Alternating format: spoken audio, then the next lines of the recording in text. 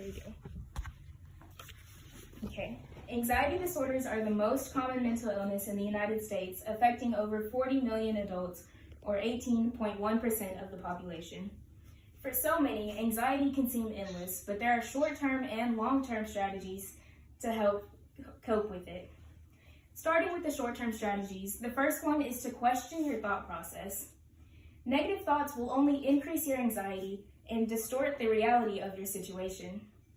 Confront your fears and see what there really is to be afraid of. Also understand that the uneasy feeling that you have is temporary and you will not feel like this forever. By challenging your thoughts, you may be able to take back some control and start to feel like yourself again. Another coping mechanism is to write down how you feel. Writing down your feelings will allow you to get those thoughts out of your head and also see what it is that is making you so nervous. Visualizing the issue can help make it seem less daunting. Something I started doing is I use the Notes app on my phone when I get anxious in public.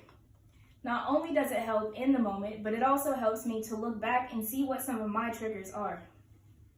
Something people don't usually consider is to take a walk. Walking releases endorphins that serve as a natural painkiller, so it is scientifically proven to make you feel better. It also gives you the chance to really focus on your mind and body and to make yourself calm down. On to the long-term strategies, which the first ones I have are lifestyle changes.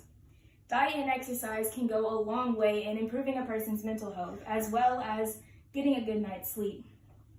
Keeping your body healthy makes you just generally happier throughout the day. It's also good to have a routine. Sometimes simply knowing what you're going to do on a day-to-day basis can help reduce your anxiety.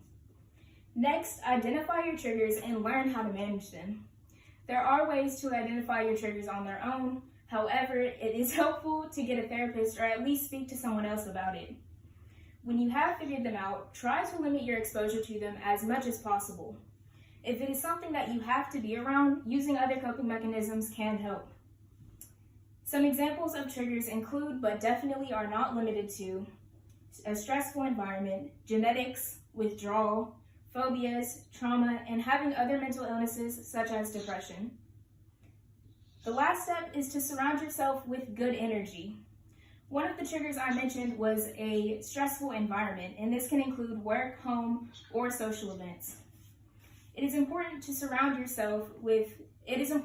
to surround yourself with negative people because that negativity can and will rub off on you.